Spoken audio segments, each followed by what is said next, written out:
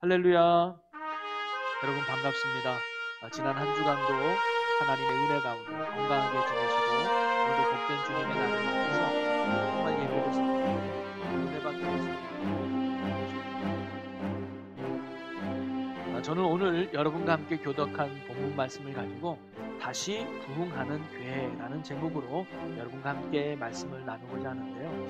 내 말씀을 준비하면서 한 친구가 생각이 났습니다. 이 친구가 대학교 때 갑자기 자퇴를 한다고 그러는 거예요. 그래서 무슨 일로 자퇴를 하나라고 얘기를 나눠봤더니 이 친구가 어머니와 단둘이 살았는데 그 어머니가 얼마나 이 친구에게 힘이 됐겠습니까? 늘 기대고 소망이 되고 힘이 됐는데 갑자기 어머니가 사고로 돌아가신 거예요. 그러니까 큰 기대감이 떨어진 거죠. 그러다 보니까 삶의 의욕도 있고 소망도 이 친구가 잃어버리게 돼서 이런 마음으로 도저히 내가 공부가 안 된다 그래서 이 친구가 자퇴를 한 적이 있었습니다. 지금까지 내가 기대고 신뢰하고 따랐던 어머니가 사라지니까 그 인생에 얼마나 큰 침체와 위기가 찾아왔을까요? 이해가 되죠.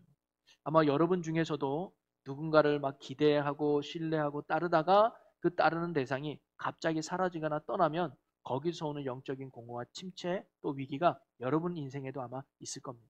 오늘 본문 말씀이 바로 그런 내용으로 시작하는데요. 부흥으로 즉 복음으로 승승장구하던 초대교회에 큰 위기가 또다시 닥치게 됩니다. 1절과 2절을 한번 읽어볼까요?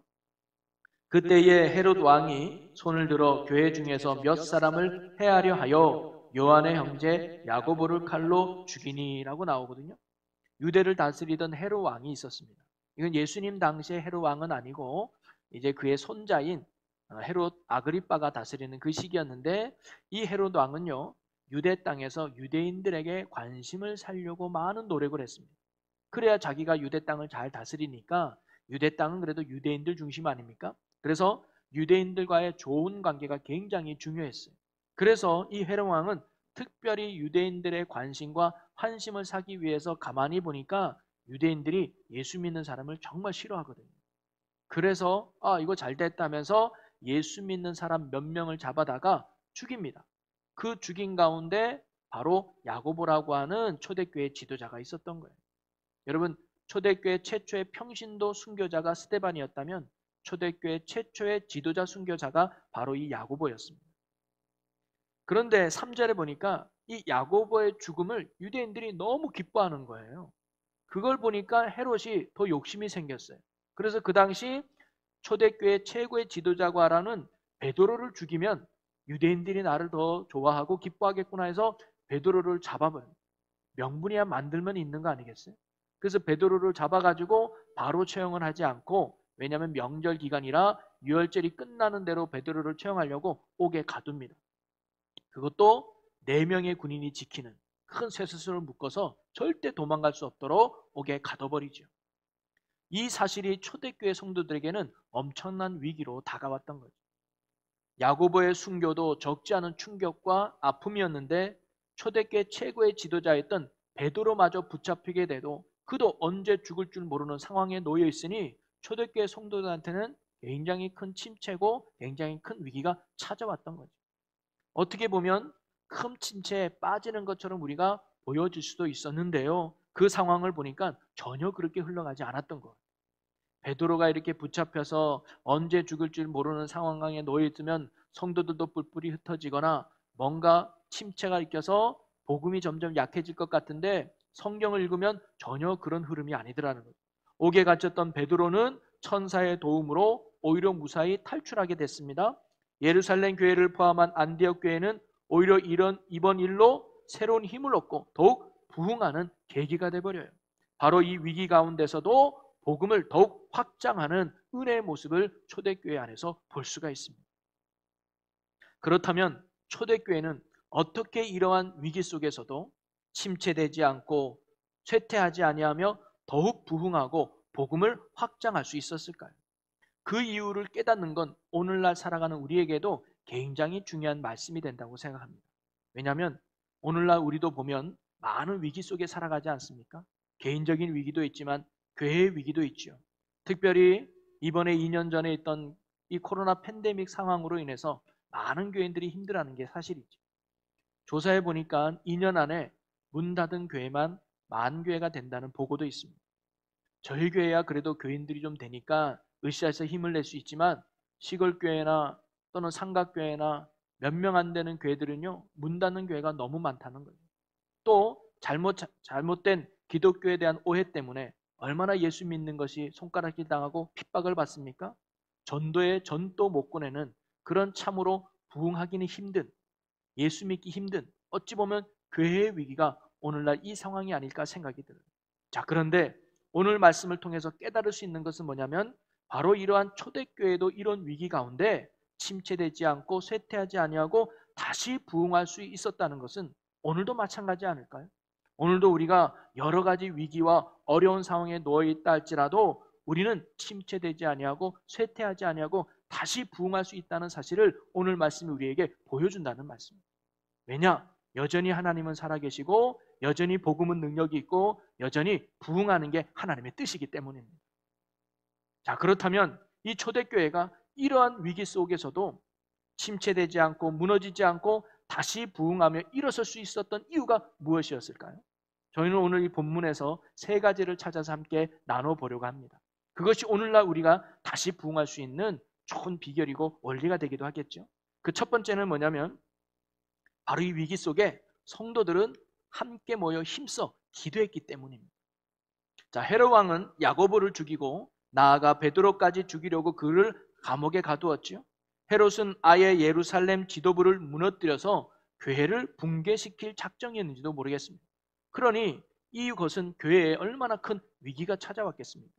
자, 이러한 위기 앞에 초대교회 성도들이 보여줬던 것은 무엇일까요? 만약에 오늘날 정부가 대통령이 나서가지고 교회 문을 닫게 하고 목사님을 붙잡아다가 옥에 갇히고 이런 상황이 벌어진다면 여러분들은 어떻게 하시겠습니까? 초대교회는 이 위기 앞에 긴급 회의를 소집해가지고 어떻게 할까 회의를 한 게 아니고 베드로를 구출하기 위해 결사대를 조직해서 야 우리 띠두르고 청와대 쳐들어가서 빨리 목사님 좀 꺼내달라고 데모하자 이렇게 행동했던 게 아니라 그들 했던 건 뭐냐면 오로지 기도에 힘썼다는 거예요. 여러분 5절 말씀을 볼까요? 이에 베드로는 옥에 갇혔고 교회는 그를 위하여 간절히 하나님께 기도하더라. 여러분 고난 중에 성도가 해야 될 가장 중요한 것은 방법을 찾는 것이 아니라 해답에 대시는 하나님을 의지하는 것인 줄로 믿으시기를 바랍니다. 베드로가요 쇠사슬에 묶여서 풀려난다는 것은 불가능한 일이었습니다. 베드로를 지키고 있는 4명의 건장한 군인들을 해치고 베드로가 거기서 빠져나온다는 것도 불가능한 일이었습니다.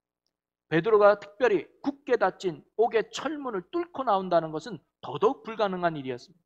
그런데 성도들이 베드로의 안전과 해방과 구원을 위해서 간절히 기도했더니 어떤 일이 일어났습니까?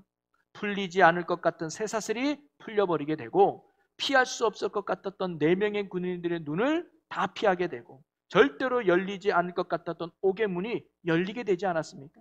바로 하나님께서 베드로를 건져내 주신 것이죠. 불가능해 보였던 일들이 절대 일어나질 것 같지 않았던 일들이 하나님의 능력으로 일어나더라는 거예요. 그리고 그 이유는 어디 있습니까? 성도들의 간절한 기도에 있었다는 거예요. 바로 기도의 힘은요 불가능을 뛰어넘게 한다는 것을 오늘 말씀이 우리에게 보여주고 있어요. 하나님은 어떤 환경에서도 구원하시는 전능하신 하나님이신 줄로 믿으시기를 바랍니다. 방법을 찾는 것이 아니라 해답에 되시는 하나님께 기도하는 것이 위기와 고난 가운데 있는 성도들이 해야 될 아주 중요한 신앙의 모습이라는 거예요. 오늘도 하나님은요 이처럼 기도하는 자를 통해서 하나님의 구원과 기적을 베풀어 주시는 줄로 믿습니다. 그러면서 저는 하나님께서 이러한 기적을 베풀어 주셨던 초대교회 성도들의 기도의 모습을 통해서 3가지를 배우고 싶은데요. 첫째는 뭐냐면 그들은요 그를 위해서 기도했다는 거예요. 그는 누구냐면 베드로거든요. 베드로를 위해서 기도했다는 게 참 중요한 것 같아요. 왜냐면요 여러분 지금 헤롯이요 베드로만 잡으려고 했겠습니까? 예수 믿는 사람이라면 무조건 잡아서 유대인들의 환심을 사고 싶었을 거예요. 그래서 베드로가 옥에 갇히고 이제 곧 죽을 것 같다는 소식을 들으면 성도들 같으면 이렇게 기도했을 것 같아요. 하나님, 저 좀 살려주세요. 베드로도 잡혔는데 저라고 어떻게 살아날 수 있겠습니까? 하나님, 저는 들키지 않도록, 저는 잡히지 않도록 하나님 내 목숨 좀 지켜주세요라고 내 안위와 내 평화를 위해 더 기도하지 않았을까요? 그런데 초대교회 성도들은 내 안위와 내 평화를 위해 기도하지 않고 바로 잡힌 베드로를 위해서, 고난당하는 베드로를 위해서, 고통 중에 있는 베드로를 위해서 기도했다는 거예요. 저는 이것이 참 중요한 기도의 모습 같습니다. 즉 하나님은 이런 기도를 원하는 것 같아요. 우리도 어떤 위기와 아픔 가운데 있을 때, 특히 이 코로나라고 하는 힘든 가운데 있을 때 하나님 내 사업 지켜주세요. 하나님 내 건강 지켜주세요. 하나님 내 교회 지켜주세요. 물론 이것도 중요한 기도일 수 있지만 우리의 기도가 여기에서 더 나아가서 하나님, 요즘 코로나 때문에 힘든 교회가 많다는데 아무의 교회를 주님 붙들어 주옵소서. 이번 코로나 때문에 경제적으로 힘든 사람들이 참 많다는데 하나님 그 사람 한 사람 한 사람 위로해 주시고 잘 이겨나갈 수 있도록 도와주옵소서. 이런 식으로 나를 넘어서 힘들어하는 교회와 힘들어하는 성도들을 위해서 그들이 이 위기를 잘 이겨내고 다시금 주님의 회복과 부흥을 경험할 수 있도록 그들을 위해 함께 기도할 수 있다면 바로 사랑이 담긴 기도를 하나님이 원하신다는 거죠. 우리의 기도가 나를 넘어 너를 위해서, 너를 넘어 우리를 위해서 기도할 수 있는 사랑의 기도가 되기를 주님의 이름으로 간절히 축원합니다. 그리고 하나님이 응답하셨던 기도의 모습은 그들은 간절한 기도를 하나님께 드렸다는 거예요. 여러분, 하나님은요 그들의 간절한 기도를 들으시고 기적을 베풀었어요. 여러분, 기도라고 해서 다 똑같은 기도가 아니더라고요. 간절한 기도에 하나님이 응답하신다는 겁니다. 바로 간절함은 기도 응답의 아주 중요한 필수 요소가 된다는 거예요. 여러분, 엘리야는요 우리와 동일한 본성을 가진 사람이라고 성경이 말합니다. 그가 뭔가 특별해서 기도 응답 받은 게 아니라는 거예요. 그가 어느 날 기도했더니 3년 반 동안 비가 내리지 않았고요. 그가 기도했더니 3년 반 만에 땅에 비가 내려서 열매를 맺게 했다는 거예요. 자, 그러면서 야고보서는 이렇게 기록하고 있는데 야고보서 5장 17절 18절에 보니까 엘리야는 우리와 상정이 같은 사람이로되 그가 비가 오지 않기를 간절히 기도한즉 3년 6개월 동안 땅에 비가 오지 아니하고 다시 기도하니 하늘이 비를 주고 땅이 열매를 맺었느니라. 바로 하늘이 열리고 또 하늘이 닫히는 기도의 비결로 간절함을 말하고 있다는 거예요. 바로 엘리야에 이렇게 하나님 응답했던 이유는 뭐냐면 그가 대단한 사람이었기 때문이 아니라 간절함에 기도했기 때문이라고 가르쳐주고 있는 거죠. 여러분, 간절한 기도가 응답의 중요한 요소가 됨을 야고보서 기자도 우리에게 가르쳐주고 있습니다. 여러분, 그렇다고 간절한 기도가 목소리만 크게 한다고 소리질러 기도한다는 게 간절한 기도는 아니에요. 물론 간절하면 소리 크게 돼 있는 게 사실이죠. 여러분, 물에 빠진 사람이 간절함으로 목소리 크게 물에 빠진 사람이 살려주세요, 저 이러다가 죽어요, 이런 사람 봤습니까? 그냥 목소리 꽥꽥 지르면서 간절함은 크게 나오는 건 사실이에요. 그러나 꼭 그것만이 간절함은 아니에요. 여러분, 한나의 기도를 보면 그가 아들이 없어서 심히 애통하실 때 하나님 앞에 간절히 기도하는데 그는 보니까 입만 벌렸지 소리가 안 나는 그런 간절함도 있다는 거죠. 중요한 건 뭐냐면 그래서 구세군의 창시자 윌리엄 부스는 간절한 기도란 거기에 생사가 걸린 것처럼 기도하는 것이다 라고 말했습니다. 이거 아니면 안 된다는 마음으로 간절함으로 외치는 거죠. 이처럼 우리가 드리는 간절한 기도에 주님께서 응답하셔서 우리를 옥죄는 이런 결박을 풀어주실 줄로 믿습니다. 저와 여러분이 간절함의 기도가 되어 하나님의 기적을 경험하는 은혜가 있기를 주님의 이름으로 간절히 축원합니다. 또 하나 그들은요 지속적인 기도를 드렸다는 거예요. 자, 12절 말씀을 보면 깨닫고 마가라 하는 요한의 어머니 마리아의 집에 가니 여러 사람이 거기에 모여 기도하고 있더라 그래요. 여러분, 베드로의 안전과 석방을 위한 예루살렘 교회 성도들의 간절한 기도는요 베드로가 옥에 갇혔을 때 잠깐 하고 마는 기도가 아니었다는 거예요. 베드로가 천사의 도움으로 옥에 나와 그들이 기도하던 마가의 집에 이르기까지 성도들의 기도는 계속됐다는 거예요. 그들의 기도는 한 번으로 마무리되지 않았다는 겁니다. 지속된 기도했다는 거예요. 언제까지? 베드로가 석방되기까지 기도했다는 거예요. 여러분, 하나님이 원하시는 기도, 이런 기도라는 거예요.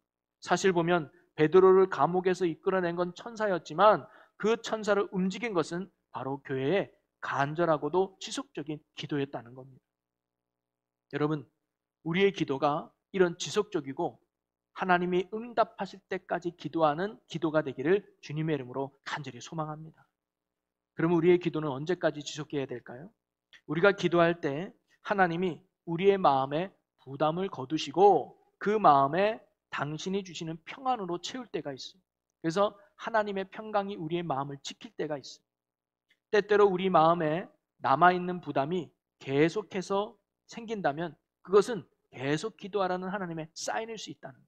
뭔가 이 문제를 놓고 계속 기도했는데 마음이 아직도 불편해. 뭔가 마음이 아직도 부담스러워. 그러면 하나님은요, 계속 기도하라는 거예요. 그런데 그렇기 때문에 부담이 떠나고 이제는 그 부담이 떠나고 하나님이 주시는 평안이 내 안에 채운다면 그게 하나님의 응답이에요. 우리는 언제까지 기도해야 되느냐? 바로 하나님의 평안이 내 안에 채울 때까지 우리의 기도는 계속 지속돼야 된다는 거예요. 그것이 하나님이 역사하실 때라는 거죠. 그러니 반드시 응답하신 하나님을 신뢰하고 더디게 응답한다 할지라도 인내하며 하나님이 역사하실 때까지 지속적으로 꾸준히 기도할 수 있는 믿음의 삶이 저와 여러분이 되시기를 주님의 이름으로 간절히 축원합니다. 바로 오늘 초대교회는요, 교회의 위기 앞에서 이런 기도의 불꽃을 태웠다는 거예요. 그리고 하나님은 그들의 사랑이 담기고 간절하고 지속적인 기도를 들으시고 불가능을 가능케 하는 기적을 하나님이 보여주셨습니다. 오늘도 우리가 초대교회 같이 위기 속에 기도할 수 있는 성도, 기도할 수 있는 교회가 되기를 주님의 이름으로 간절히 축원합니다. 특별히 아파하고 힘들어하고 고통 중에 있는 교회와 성도들을 위해서 기도하는 우리가 되었으면 좋겠고요. 그래서 우리의 기도에 하나님께서 반드시 위기 속에서 구원의 손길을 베풀어 주실 줄로 믿습니다. 두 번째로 이 초대교회가 이런 위기 가운데서도 다시 부흥할 수 있었던 이유는 뭐냐면 하나님이 교만한 자를 심판해 주셨기 때문이에요. 여러분, 초대교회의 간절한 기도로 베드로가 옥에서 나와서 살 수 있었잖아요. 그렇다고 교회의 위기가 완전히 해소되고 끝난 건 아니었습니다.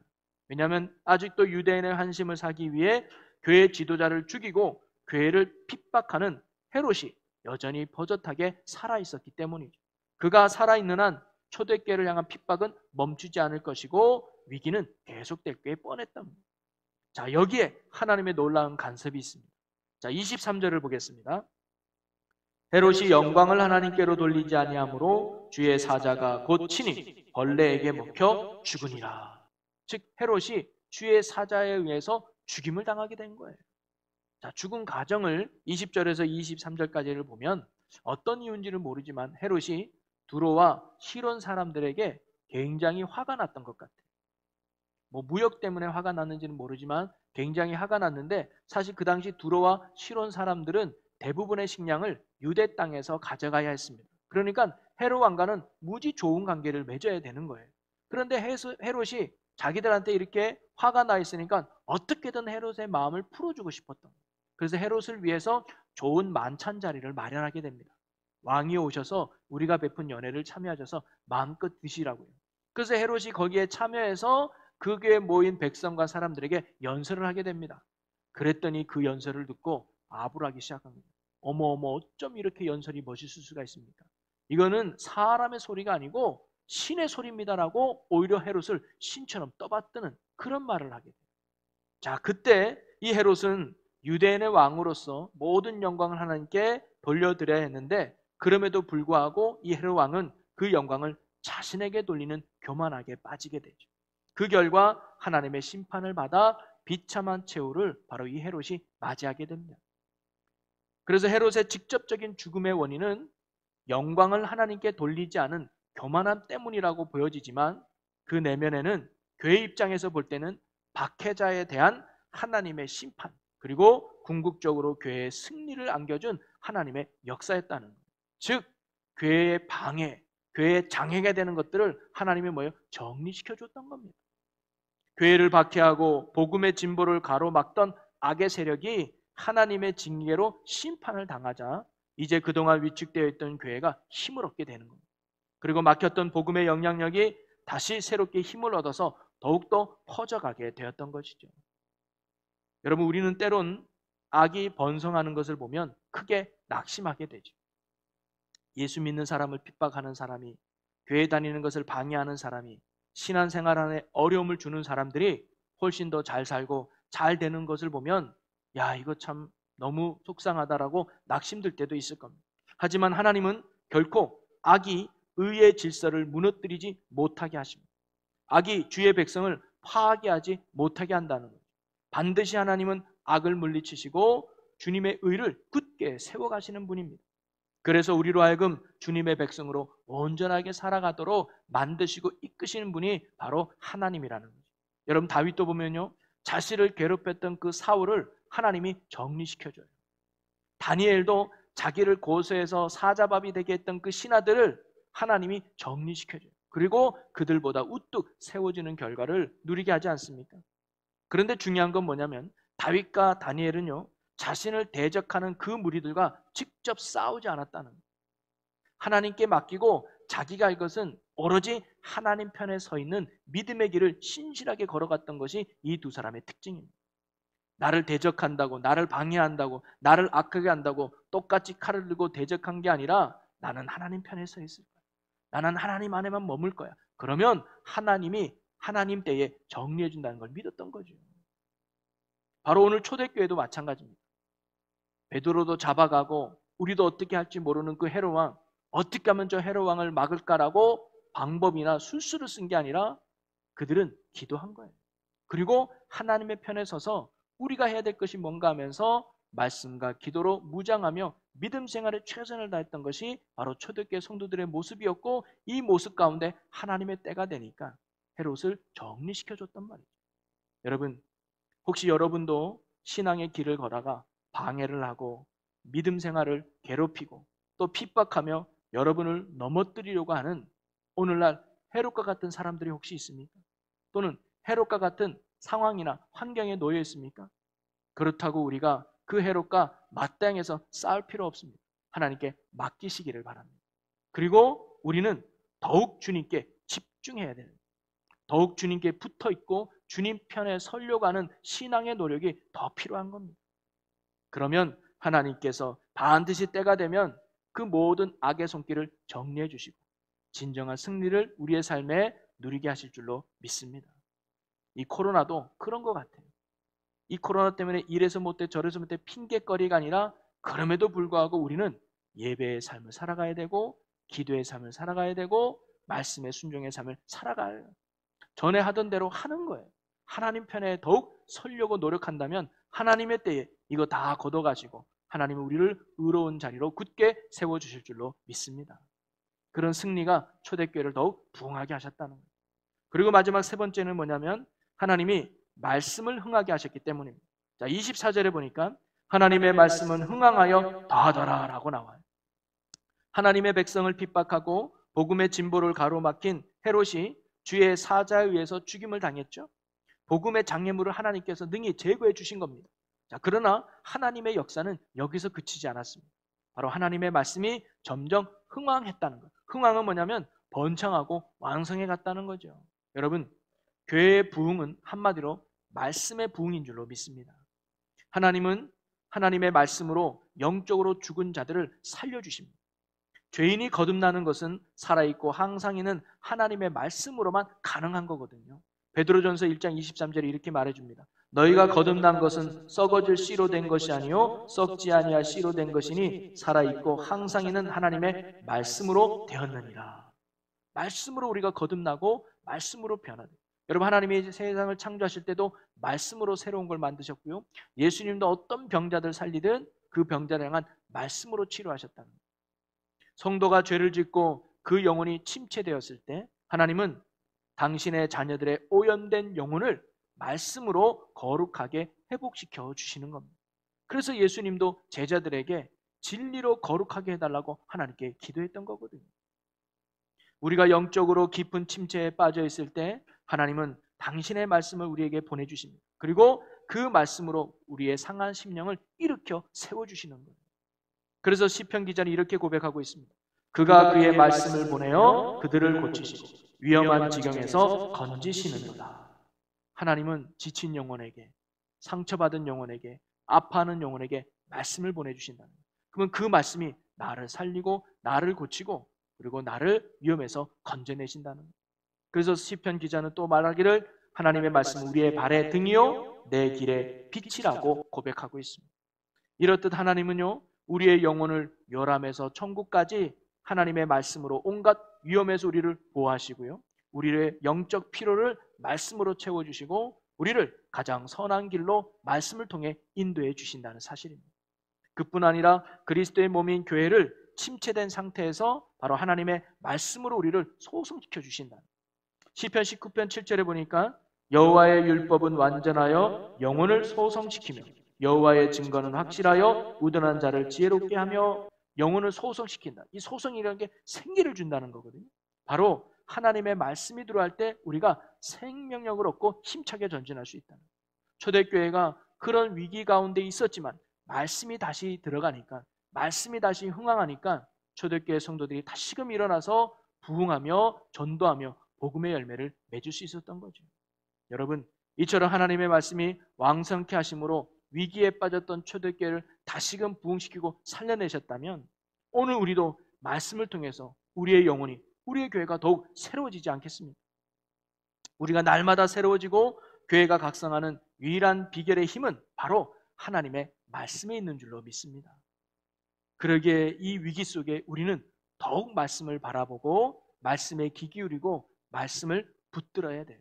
그 말씀이 우리를 살리는 거거든요. 그럼 1차적으로 그 말씀이 뭘까요? 다른 게 아니에요. 예수가 말씀인 줄로 믿습니다. 말씀이 육신에서 이 땅에 오신 예수예요. 예수가 우리를 살리는 거예요. 여러분, 위기 가운데, 어려운 가운데 더욱 예수로 충만하고 예수한테 붙어있는 믿음으로 살아가야 될 줄로 믿습니다. 그리고 우리에게 주신 성경, 그게 말씀이죠. 날마다 하나님의 뜻이 무엇인가를 분별하며 그 말씀으로 채워져 갈 때 그 말씀이 나를 살리고 하나님이 원하는 삶으로 인도하신다는 거예요. 오늘 저와 여러분이 또 이 교회가 하나님의 말씀으로 더욱 흥황하여 하나님의 뜻을 이루어가고 더욱 부흥하는 건강한 교회가 되기를 주님의 이름으로 간절히 소망합니다. 말씀을 정리해보면요, 오늘 다시 부흥하는 교회라는 제목으로 여러분께 말씀드렸는데요, 초대교회는 큰 위기에 빠졌습니다. 어찌 보면 더 이상 부흥될 것 같지 않고 더 이상 성장되지 않을 것 같은 위기 가운데 있는 게 초대교회였습니다. 그런데 그들은 다시 부흥했잖아요. 그 이유가 뭘까요? 그 이유처럼 우리도 초대교회 같은 믿음의 삶을 사는 저와 여러분이 되기를 소망합니다. 그들은 위기 가운데 간절히 기도했잖아요. 우리도 이럴 때일수록 더 기도하는 일에 힘쓰는 저와 여러분이 되기를 소망합니다. 새벽에 못 나와도 일주일에 한번 금요 기도에는 다시 나와서 우리가 이 나라를 위해서, 교회를 위해서, 복음을 위해서 함께 기도해 주시는 여러분이 된다면 우리의 기도를 통해서 하나님이 기적을 베풀어 준다는 거죠. 그리고 우리가 언제나 이럴 때 하나님의 편에 서서 예수로 충만한다면 하나님이 때에 모든 영적인 장애물과 모든 영적인 방해물을 하나님이 능히 제거해 주실 줄로 믿습니다. 그리고 우리에게 말씀으로 채워주셔서 그 말씀으로 말미암아 우리가 다시 기쁨이 회복되고 은혜가 회복되고 소망이 회복되어서 힘차게 하나님을 전하고 저 주님의 뜻을 이루는 믿음의 성도와 교회로 우리 하나님이 굳게 세워주실 줄로 믿습니다. 오늘 저와 여러분이 앞으로 이 충주제일교회가 위기 속에서도 부흥이 멈추지 않고 더욱 부흥을 확장해가는 건강하고 복된 교회와 성도 여러분들이 되시기를 주님의 이름으로 간절히 축원합니다. 우리 이 시간 오늘 말씀을 붙들고 결단하며 잠깐만 기도하겠습니다. 우리가 위기 속에서도 더욱 기도하는 성도와 교회가 될 수 있도록, 그리고 주님께 늘 붙어 있어서 하나님께서 악한 손길을 제거해 주시고 주님의 의를 더욱 굳게 세워달라고, 또 하나님의 말씀으로 흥황하는 교회와 성도들이 되게 해달라고. 할렐루야. 살아계신 하나님, 위기 가운데 낙심하고 절망하지 않게 하시고 위기 속에 있다면 이때가 기도할 때임을 알고 더욱 주님 앞에 간절히 기도하고 지속적으로 기도할 수 있는 기도의 저희들이 되게 하여 주시옵소서. 어떠한 인생의 위기 속에서도 주님 붙들고 주님 편에 서 있고 예수로 충만한 저희들이 되게 하여 주옵소서. 더욱 주님께 집중케 하여 주옵소서. 그러면 주님께서 모든 악의 손길을 제거해 주시고 더욱 우리를 의롭게 세워주실 줄로 믿습니다. 그리고 하나님의 말씀으로 우리를 흥황하게 해주시고 말씀으로 채워지는 저희들이 되게 하여 주시옵소서. 말씀으로 새로워지게 하시고 말씀으로 굳게 서서 이 땅에 하나님의 놀라운 부흥의 열매를 맺어가는 복된 영혼, 복된 재단 되게 하여 주시옵소서. 감사드리며 예수님의 이름으로 기도하옵나이다. 아멘. 성도여 다 함께